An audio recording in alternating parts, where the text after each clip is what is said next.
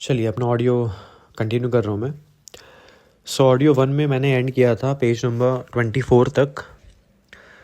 शुरू करना है मुझे topic number 3, understanding the entity and it's environment. तो मैं आपके ICI मॉड्यूल पे हूँ और चैप्टर नंबर 3 पेज नंबर 24 पे हूँ। मुझे टॉपिक शुरू करना है understanding the entity and it's environment. देखिए वैसे तो ये टॉपिक 315 का है, 315 का है, ठीक है। 315 क्या है? Risk assessment procedures. टॉपिक का मतलब ये है कि आप जब किसी क्लाइंट की अंडरस्टैंडिंग लेते हो तो बेसिक क्या क्या चीज़ों की अंडरस्टैंडिंग लेते हो। तो इन्होंने 5 हेडिंग्स, बोल लीजिए 5 हेडिंग्स बनाए हुए हैं कि आपको ये 5 एरियाज हैं, ये 5 एस्पेक्ट हैं जो समझना है, अंडरस्टैंडिंग लेना है। फिर से मैं बोल रहा हूँ, understanding the entity and it's environment का सिंपल मतलब ये है कि हम यहाँ पे क्लाइंट की अंडरस्टैंडिंग लेने जा रहे हैं। अब क्लाइंट की कौन से एस्पेक्ट को चेक करना है, कौन से एरिया को चेक करना है, ये कैटेगराइज है 5 एरियाज में। बस 5 हेडिंग्स आपको याद रखनी है। पहला, relevant industry, regulatory and other external factors. आपके क्लाइंट की इंडस्ट्री कौन सी है, उसके रेगुलेटरी फैक्टर्स कौन से हैं और एक्सटर्नल फैक्टर्स कौन से हैं। दूसरा, आपको अंडरस्टैंडिंग लेना है कि नेचर क्या है उस क्लाइंट का, उस एंटिटी का नेचर क्या है, मतलब उसके ऑपरेशंस कैसे हैं, ओनरशिप स्ट्रक्चर कैसा है, इन्वेस्टमेंट कैसे हैं और कैसे वो स्ट्रक्चर्ड हुई है, कैसे फाइनेंस हुई है, ये चीज़ आपको समझना है। तीसरा, अकाउंटिंग पॉलिसी का सिलेक्शन एप्लीकेशन कैसे होता है, उसके ऑब्जेक्टिव स्ट्रैटेजीज कैसे हैं। और लास्ट में आप उसके फाइनेंशियल परफॉर्मेंस को देखते हो, उसके फाइनेंशियल परफॉर्मेंस को रिव्यू करते हो। देखिए अंडरस्टैंडिंग में आप क्या क्या बातों की अंडरस्टैंडिंग लोगे। 5 हेडिंग्स हैं। इंडस्ट्री, दूसरा नेचर ऑफ एंटिटी, तीसरा अकाउंटिंग पॉलिसी का सिलेक्शन एप्लीकेशन, फिर उसके ऑब्जेक्टिव स्ट्रैटेजीज और लास्ट है उसके फाइनेंशियल परफॉर्मेंस को आप मेजर करोगे, रिव्यू करोगे। ठीक है, ये 5 बातों की आप अंडरस्टैंडिंग लोगे। अंडरस्टैंडिंग लेने से फ़ायदा क्या होगा, आपको क्लाइंट के बारे में अच्छी तरीके से नॉलेज होगी। ठीक है, रिस्क पता चलेगा, कौन कौन से एरियाज़ में रिस्क हो सकता है, कौन कौन से एरियाज़ में रिस्क नहीं हो सकता है। स्ट्रैटेजी बनाने में हेल्प होगी, प्लानिंग करने में हेल्प होगी। ठीक है, क्वेश्चन ये आता है कि अंडरस्टैंडिंग लेना क्यों ज़रूरी है। तो यहाँ पे देखिए पेज नंबर 27 के सबसे नीचे क्या लिखा हुआ है कि it helps the auditor in planning the audit and identifying areas requiring special attention. तो अगर हम अंडरस्टैंडिंग लेते हैं, क्लाइंट की अंडरस्टैंडिंग लेते हैं, ये 5 एरियाज़ को कवर करते हैं, तो हेल्प होती है कि हम अपने ऑडिट को अच्छे से प्लान कर पाते हैं और जिन जिन एरियाज़ में ज़्यादा लोग चाहिए तो वहाँ पे स्पेशल अटेंशन दे पाते हैं। जो रिस्की एरियाज़ हैं वहाँ पे स्पेशल अटेंशन दे पाते हैं। ठीक है, अगर अंडरस्टैंडिंग ही नहीं लेंगे तो हमको पता ही नहीं ना कौन से रिस्की एरियाज़ है, कौन से नॉन रिस्की एरियाज़ हैं। ठीक है, तो ये बात आप ध्यान रखिएगा। और क्लाइंट की अंडरस्टैंडिंग लेना एक कंटिन्यूअस प्रोसेस है, एक वन टाइम प्रोसेस नहीं है, कंटिन्यूअस प्रोसेस है। ऐसा नहीं है कि आपसे प्लानिंग के टाइम पे अंडरस्टैंडिंग ले लिए, काम खत्म हो गया। नहीं, आपको अपने अंडरस्टैंडिंग को रिवाइज करना पड़ेगा, बार बार देखना पड़ेगा, रिव्यू करना पड़ेगा। क्योंकि हो सकता है क्लाइंट ने अपने ऑपरेशंस पे कुछ चेंजेस किए हों, अपने अकाउंटिंग सिस्टम में कोई चेंजेस किए हों, अपने इंटरनल कंट्रोल में कोई चेंजेस किए हों, कोई नए सेगमेंट्स में एंटर किया होगा। तो आपको अपने अंडरस्टैंडिंग को कंटिन्यूसली क्या करना पड़ेगा, मॉनिटर करना पड़ेगा। ठीक है, तो अंडरस्टैंडिंग लेना एक वन टाइम प्रोसेस नहीं है, कंटिन्यूस प्रोसेस है। तो बस यही सारी बातें यहाँ पे लिखी हुई हैं। आगे बढ़ रहा हूँ मैं। Internal control, topic number 4, internal control. Internal controls क्या होता है, मैंने आपको चैप्टर 1 में 3 बातें समझाई थी। मैनेजमेंट के 3 रोल्स आपको समझाए थे। मैनेजमेंट के 3 रोल क्या होते हैं? फाइनेंशियल स्टेटमेंट बनाना, इंटरनल कंट्रोल लगाना और गोइंग कंसर्न का इनिशियल असेसमेंट करना। मैनेजमेंट के 3 रोल होते हैं, फाइनेंशियल स्टेटमेंट बनाना, इंटरनल कंट्रोल लगाना और गोइंग कंसर्न का इनिशियल असेसमेंट करना। तो इंटरनल कंट्रोल कुछ नहीं है, एक प्रोसेस है जो डिज़ाइन होता है, इम्प्लीमेंट होता है, मेंटेन होता है बाय TCWG। क्यों? ताकि उनको एश्योरेंस मिल सके। किस चीज़ का एश्योरेंस मिल सके? कि उनके ऑब्जेक्टिव्स अचीव हो रहे हैं। देखो मैंने क्या बोला, पहले तो मैनेजमेंट की 3 रिस्पॉन्सिबिलिटीज़ मैंने आपको बताई, फिर मैंने आपको डेफिनेशन बोला। इंटरनल कंट्रोल क्या है? प्रोसेस है जो हम डिज़ाइन करते हैं, इंप्लीमेंट करते हैं, मेंटेन करते हैं, ताकि हमें एश्योरेंस मिल सके कि हमारा ऑब्जेक्टिव अचीव हो रहा है। और ऑब्जेक्टिव क्या था? केयर्स, शॉर्ट फॉर्म था, मेमोरी टेक्निक थी CARES. C for compliance with laws and regulations, A for adequacy of records, R for reliability of financial reporting, E for effectiveness and efficiency of operation and S for safeguarding of asset. इसका mnemonic था, इसका short form था, इसका memory technique था CARES. तो objective क्या है? Cares. ठीक है, अच्छा, अब अगर क्लाइंट अगर इंटरनल कंट्रोल लगाता है तो उसका अंडरस्टैंडिंग लेने से एक ऑडिटर को हेल्प क्या होगी? क्लाइंट अगर इंटरनल कंट्रोल लगाता है, ठीक है, तो ऑडिटर उसकी अंडरस्टैंडिंग क्यों लेगा? तो ध्यान रखिए, 3 बेनिफिट्स हैं उसकी अंडरस्टैंडिंग लेने के। पहला, हमें पता चलता है कि कहाँ कहाँ से पोटेंशियल मिसस्टेटमेंट्स आ सकते हैं, क्योंकि अगर हम इंटरनल कंट्रोल की अंडरस्टैंडिंग लेंगे तो हमें पता चलेगा कहाँ इंटरनल कंट्रोल अच्छा है, कहाँ इंटरनल कंट्रोल खराब है। तो जहाँ खराब है वहाँ मिसस्टेटमेंट होने के चांसेस हैं। दूसरा, हमें फैक्टर्स पता चलेंगे जो हमारे रॉमम को अफेक्ट करेंगे। रॉमम मतलब रिस्क ऑफ मटेरियल मिसस्टेटमेंट, कि रिस्क क्यों आ रहा है।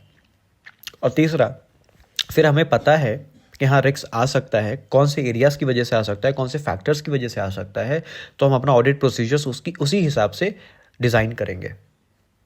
तो 3 बेनिफिट्स हैं इंटरनल कंट्रोल की अंडरस्टैंडिंग लेने के। पहला, हमें पता चलेगा कहाँ कहाँ से पोटेंशियल मिसस्टेटमेंट्स हो सकते हैं, क्या क्या फैक्टर्स हैं उसके होने के, और उसका मेरे रिस्क पे क्या इम्पैक्ट पड़ेगा, और फिर इसके हिसाब से मैं अपना नेचर, टाइमिंग, एक्सटेंट डिसाइड कर सकता हूँ। नेक्स्ट है लिमिटेशंस ऑफ इंटरनल कंट्रोल। देखो, मैनेजमेंट ने इंटरनल कंट्रोल बना दिया, तो ऐसा नहीं है कि इंटरनल कंट्रोल लग गया, इंटरनल कंट्रोल मैनेजमेंट ने बना दिया तो कुछ एरर हो नहीं सकती, कुछ फ्रॉड हो नहीं सकता। नहीं, इंटरनल कंट्रोल के भी अपने कुछ लिमिटेशंस हैं, इंटरनल कंट्रोल्स के भी अपने कुछ लिमिटेशंस हैं। क्वेश्चन आ सकता है 4 मार्क्स का, तो ध्यान रखिए, 6 पॉइंट्स हैं। तो लिमिटेशंस क्या है इंटरनल कंट्रोल्स के? पहला, इंटरनल कंट्रोल सिर्फ और सिर्फ रीजनेबल एश्योरेंस देता है, सबसे पहला पॉइंट। दूसरा, human judgement in decision making. देखिए, इंटरनल कंट्रोल कितना लगाना, कौन से एरिया में लगाना, इसमें जजमेंट होता है, ठीक है, और जजमेंट गलत हो सकते हैं।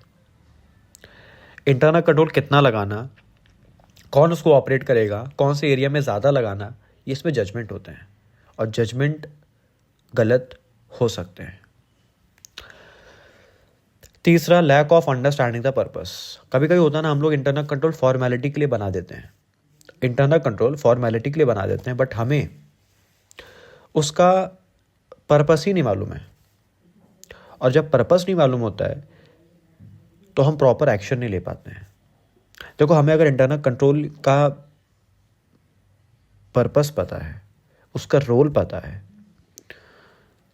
तो हम उसको सीरियसली इम्प्लीमेंट भी करेंगे और सीरियसली उसको मॉनिटर भी करेंगे, और कुछ भी लैग है, कुछ भी ग्लिच है, तो उसको तुरंत के तुरंत सही भी करेंगे।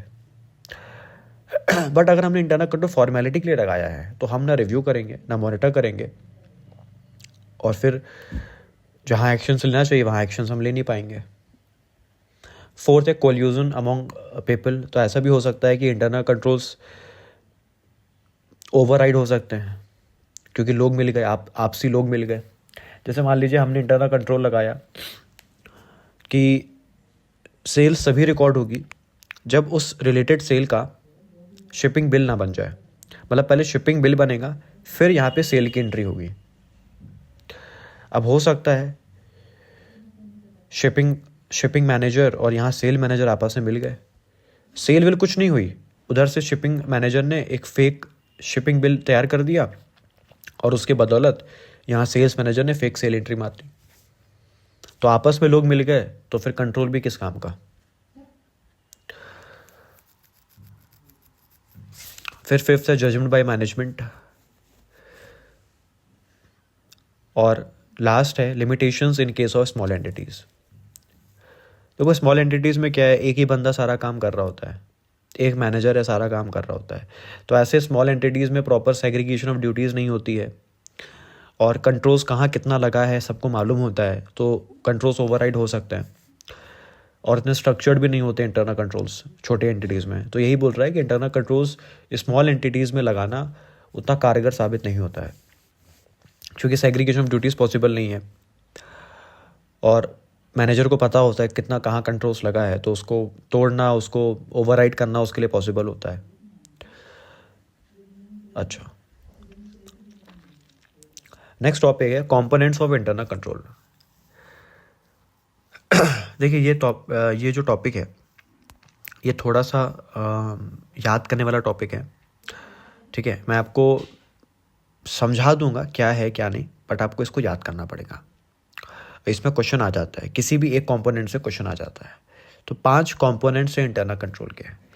पहला है कंट्रोल एनवायरनमेंट, दूसरा है एंटिटीज़ रैप, तीसरा है इंफॉर्मेशन सिस्टम, चौथा है कंट्रोल एक्टिविटीज़, पांचवा है मॉनिटरिंग ऑफ कंट्रोल्स।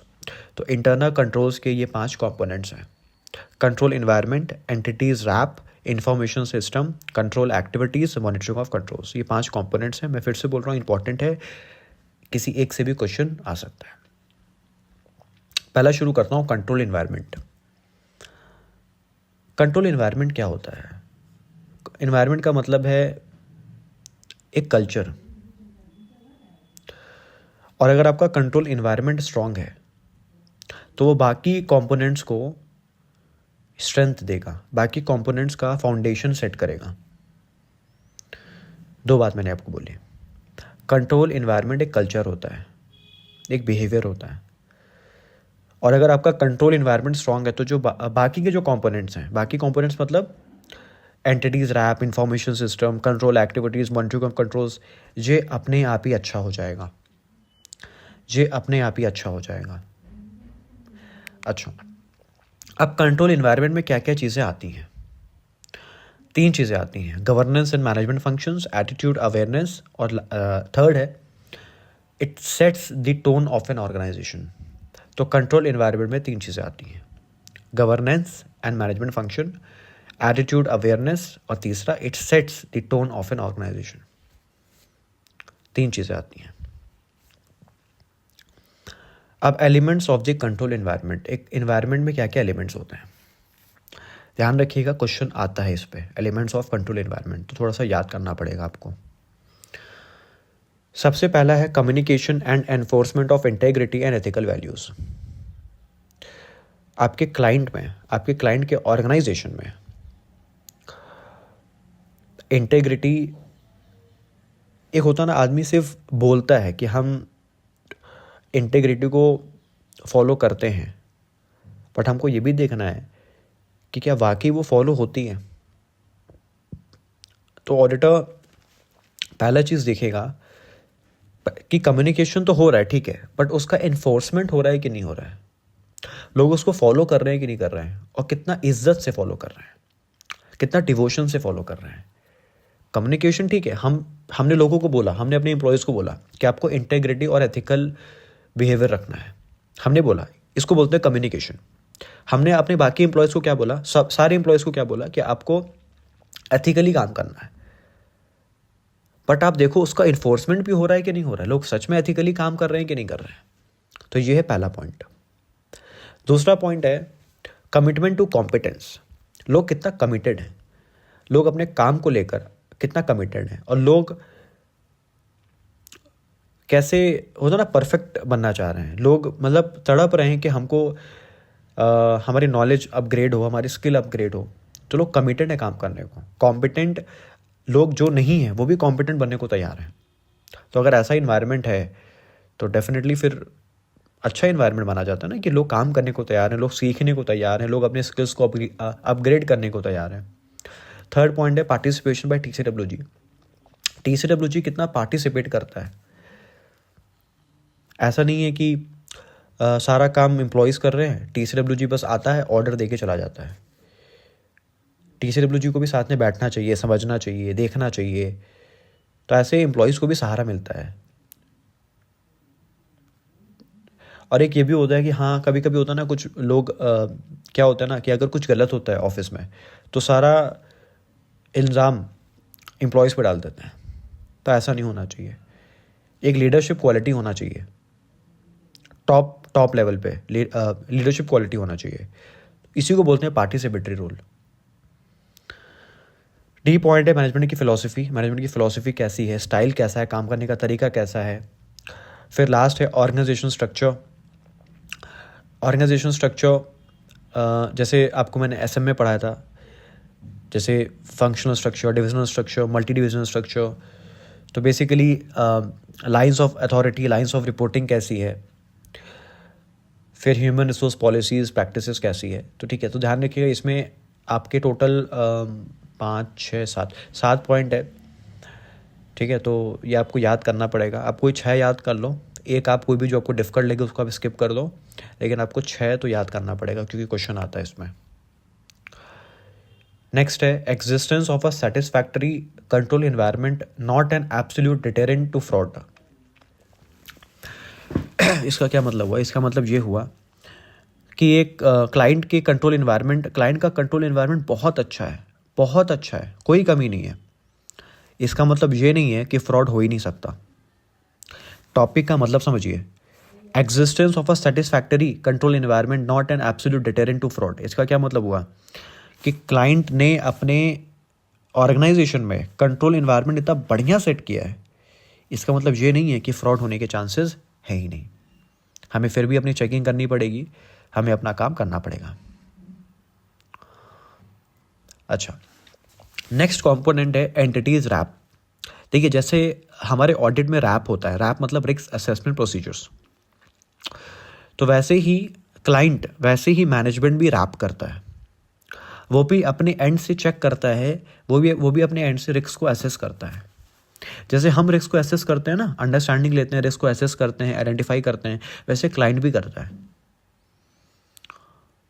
तो हम बस उसी की अंडरस्टैंडिंग लेंगे, हम उसी की अंडरस्टैंडिंग लेंगे। क्या क्या अंडरस्टैंडिंग लेंगे?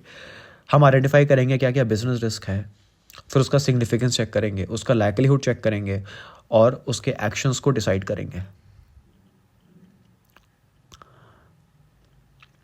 ये सारा हम नहीं कर रहे हैं, ये सारा एंटिटी कर रहा है, लेकिन हम उसको समझ रहे हैं, उसकी अंडरस्टैंडिंग ले रहे हैं।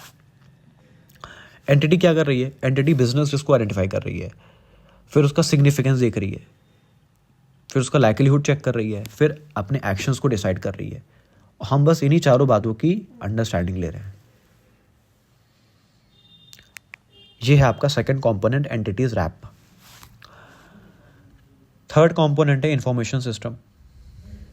आपकी कंपनी में इंफॉर्मेशन सिस्टम कैसा है? इंफॉर्मेशन सिस्टम मतलब एक ऐसा सिस्टम जहाँ पे आप इंफॉर्मेशन रिकॉर्ड करते हो।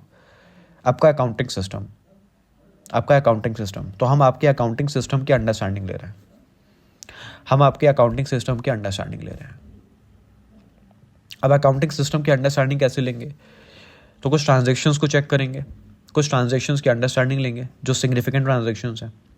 तो classes of transaction that are significant, तो जो ट्रांजेक्शन सिग्निफिकेंट है उसको पढ़ेंगे, उसको समझेंगे। सेकेंड है procedures by which transactions are initiated recorded process. तो क्या प्रोसीजर्स होता है ट्रांजेक्शन्स को रिकॉर्ड करने का, प्रोसेस करने का। रिलेटेड अकाउंटिंग रिकॉर्ड्स, मतलब आप एंट्री कर देते हो तो उसके रिकॉर्ड्स रखते हो कि नहीं रखते हो, डॉक्यूमेंट्स रखते हो कि नहीं रखते हो। फाइनेंशियल रिपोर्टिंग प्रोसेस कैसा है आपका, कंट्रोल्स कैसे हैं, तो ये सारी बातों की मैं अंडरस्टैंडिंग लूँगा। फोर्थ कंपोनेंट है कंट्रोल एक्टिविटीज़। तो कंट्रोल एक्टिविटीज़ का सेकंड पैरा पे 4 5 एग्जाम्पल ध्यान रखिएगा। कंट्रोल एक्टिविटीज़ क्या होते हैं? परफॉर्मेंस को रिव्यू करना, फिजिकल कंट्रोल्स रखना, सेग्रीगेशन ऑफ ड्यूटीज़ रखना, और ठीक है 3 ही है शायद अभी, ठीक है 3 है, ब्रैकेट में उन्होंने थोड़ा सा और लिख रखा है। ठीक है, तो कंट्रोल एक्टिविटीज़ मेनली इन्होंने 3 लिखा हुआ है। परफॉर्मेंस रिव्यू करना, परफॉर्मेंस को टाइमली रिव्यू करते रहना, फिजिकल कंट्रोल्स रखना और सेग्रीगेशन ऑफ ड्यूटीज़ रखना। तो ये होते हैं control activities. Monitoring of controls का सिंपली मतलब ये होता है कि हम अपने कंट्रोल्स को मॉनिटर कर रहे हैं कि कंट्रोल्स ढंग से परफॉर्म कर रहा है कि नहीं कर रहा है, और ढंग से परफॉर्म नहीं कर रहा है तो फिर हम रेमेडियल एक्शंस लेते हैं। ये सारी चीज़ें। नेक्स्ट टॉपिक है, क्या सारे कंट्रोल एक ऑडिटर के लिए रेलेवेंट होते हैं? क्या सारे कंट्रोल एक ऑडिटर के लिए रेलेवेंट होते हैं? तो आंसर इज नो। सारे कंट्रोल्स एक ऑडिटर के लिए रेलेवेंट नहीं होते हैं। सिर्फ ऐसे कंट्रोल्स जो फाइनेंशियल नेचर के होते हैं वो हमारे लिए रेलेवेंट होता है। एडमिनिस्ट्रेटिव कंट्रोल्स हमारे लिए रेलेवेंट नहीं होता है, तो ये ध्यान रखिएगा।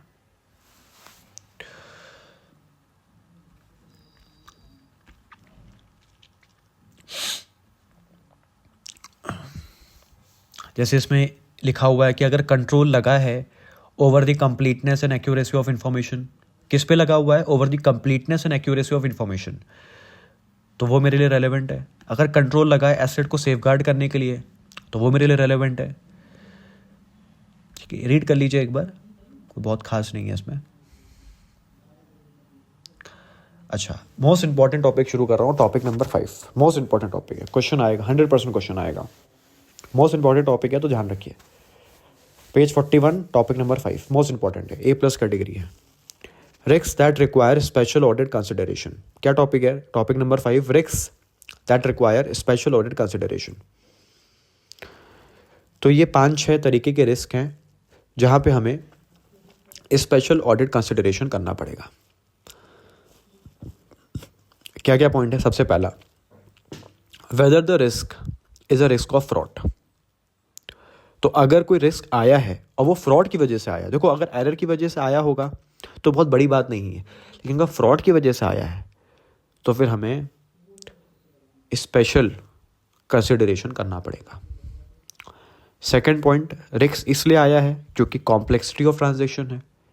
रिस्क इसलिए आया है क्योंकि कॉम्प्लेक्सिटी ऑफ ट्रांजैक्शन है, तो वहाँ पे भी हमें स्पेशल ऑडिट कंसिडरेशन करना पड़ेगा।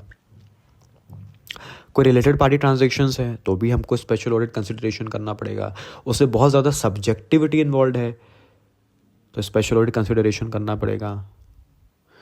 रिस्क आ रहा है क्योंकि रिसेंटली कोई इकोनॉमिक अकाउंटिंग डेवलपमेंट्स हुआ है, कोई इन्वायरमेंट, कोई एक्सटर्नल फैक्टर्स में कोई चेंज आया है, तो भी हमें स्पेशल ऑडिट कंसिडरेशन करना पड़ेगा।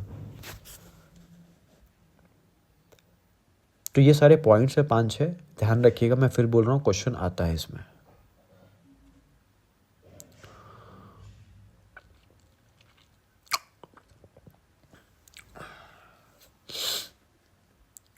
बाकी नेक्स्ट पेज में कुछ एग्जाम्पल्स है, पढ़ लीजिएगा, ठीक है।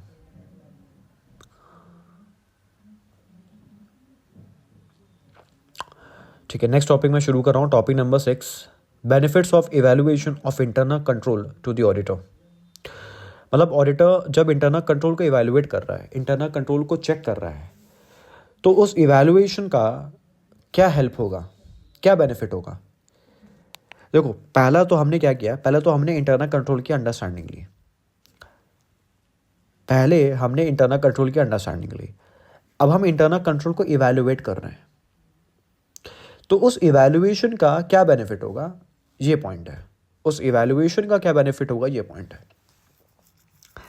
तो भाई अगर हम कंट्रोल्स को इवैल्यूएट करें तो हमको पता चलेगा क्या कंट्रोल्स एसेट को सेफगार्ड कर पा रहा है कि नहीं कर पा रहा है, ठीक है। क्या proper internal audit team, internal audit department ढंग से ऑपरेट करता है कि नहीं करता है। अगर हम कंट्रोल को इवैल्यूएट करते हैं तो हमको ये पता चलता है कि कंट्रोल ढंग से लगा भी है कि नहीं, ऑपरेट कर रहा है कि नहीं कर रहा है, फिर एरर्स ऑफ फ्रॉड कितने हैं, वो सब चीज़ें पता चलेगी हमें, रिपोर्ट्स कितनी रिलायबल है। तो ये सारे पॉइंट्स आप पढ़ लीजिएगा।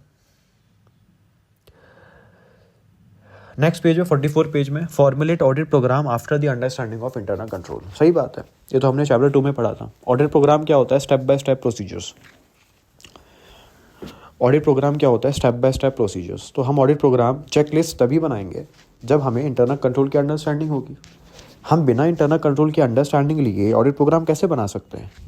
तो यहाँ पे यही पॉइंट है कि आप ऑडिट प्रोग्राम चेकलिस्ट तभी बनाओ जब आपने इंटरनल कंट्रोल की अंडरस्टैंडिंग ऑब्टेन कर ली है, यही पॉइंट है।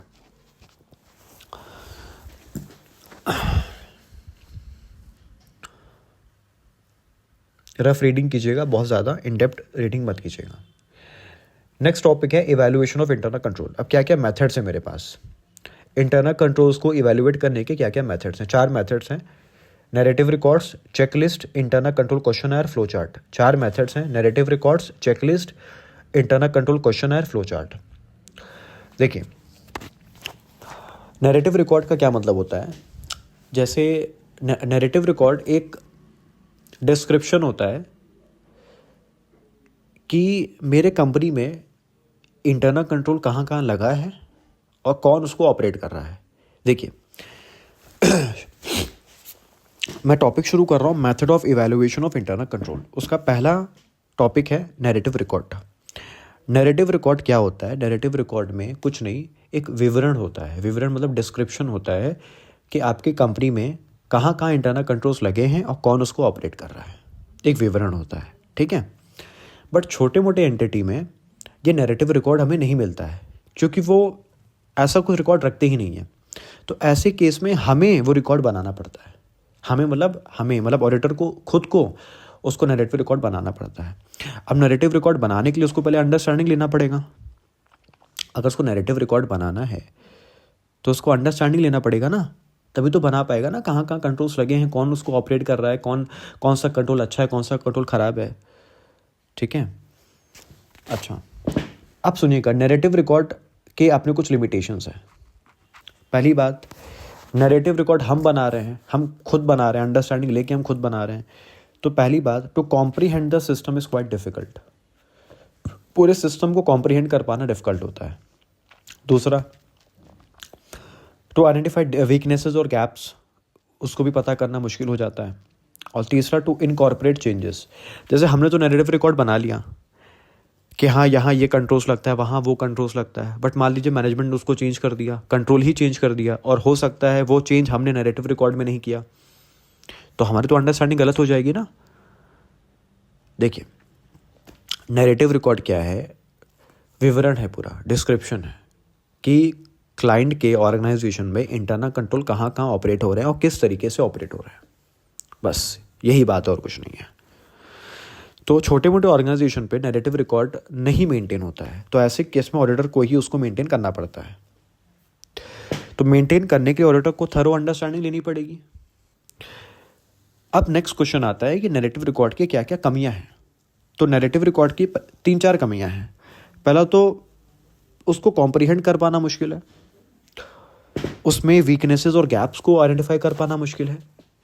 और देखो, हमने तो नैरेटिव रिकॉर्ड बना दिया इनिशियल अंडरस्टैंडिंग के हिसाब से, बट बाद में हो सकता है क्लाइंट ने अपने इंटरनल कंट्रोल में कोई चेंजेस कर दिए होंगे और वो चेंजेस हम इनकॉर्पोरेट नहीं कर पाए, तो हमारा तो फिर अंडरस्टैंडिंग बेकार हो जाएगा ना। वो चीज़ है। Next, checklist. देखिए, चेकलिस्ट में क्या होता है कि जैसे मान लीजिए आप कहीं आर्टिकलशिप में जाओगे, तो ये आप करोगे, ये फेमस चीज़ है। आपका बॉस आपको कुछ 4-5 क्वेश्चंस लिख के देगा और आपसे कहेगा ये 4-5 क्वेश्चंस आप क्लाइंट से पूछ के इसको फिल करो। आप जब आर्टिकलशिप में जाओगे तो आपका बॉस, मतलब आपका जो प्रिंसिपल होगा, चार्टर्ड अकाउंटेंट, वो आपको कुछ ऑडिट, जब अब ऑडिट चल रही होगी तो आपको आपका बॉस भेजेगा क्लाइंट के पास कुछ क्वेश्चंस के साथ कि क्लाइंट से आप ये क्वेश्चन पूछिएगा और इसको फिल कीजिएगा। कुछ नहीं है, बेसिकली आपका बॉस आपको 5-6 क्वेश्चन का सेट देगा। अब क्वेश्चंस में क्या क्या लिखे होंगे, उसमें लिखा होगा, are the purchases made on the basis of written order, is the purchase order form standardize. तो ऐसे क्वेश्चंस होंगे जो आपको क्लाइंट से पूछ पूछ के फिल करने होंगे। इसको बोलते हैं चेकलिस्ट। इसको क्या बोलते हैं? चेकलिस्ट। तीसरा होता है इंटरनल कंट्रोल क्वेश्चनर। ये अपोजिट है, ये चेकलिस्ट का अपोजिट है। देखो, चेकलिस्ट में तो क्या हो रहा था कि हम खुद जा रहे थे क्लाइंट के पास और क्लाइंट से पूछ पूछ के उसको फिल कर रहे थे। इंटरनल कंट्रोल क्वेश्चनर में क्या है कि हम क्लाइंट को मेल कर दे रहे हैं, हमें जो भी क्वेश्चंस हैं, हमें जो भी पूछना है, हम क्लाइंट को मेल कर दे रहे हैं, फिर क्लाइंट खुद उसको आंसर कर रहा है, क्लाइंट खुद उसको पढ़ पढ़ के आंसर कर रहा है। तो ये डिफरेंस है। चेकलिस्ट में क्या है, हम खुद जा रहे हैं क्लाइंट के पास, क्वेश्चनर में हम उसको मेल कर दे रहे हैं, वो खुद अपना पढ़ पढ़ के आंसर कर रहा है। लास्ट होता है फ्लो चार्ट।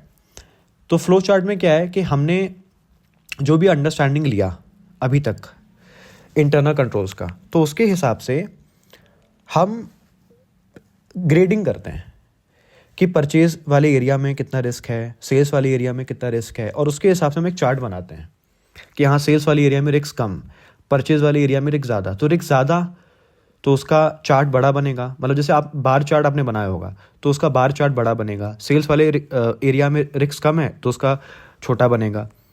तो इस तरीके से हम फ्लो चार्ट बनाते हैं कि कंट्रोल वीक तो उसका बार चार्ट बड़ा बनेगा, मतलब उस एरिया में ज़्यादा अच्छे से फोकस करेंगे, ज़्यादा इन डेप्थ चेकिंग करेंगे, और जिस एरिया में कंट्रोल अच्छा है उस एरिया में चेकिंग कम करेंगे। तो उसके हिसाब से एक फ्लो चार्ट बनता है। चलिए, मैं अपना ऑडियो यहीं रेस्ट्रिक्ट कर रहा हूँ, इसको फिर से सुनिएगा, और चलिए होपफुली आपने सीखा होगा, रिटेन किया होगा। चलिए, थैंक यू।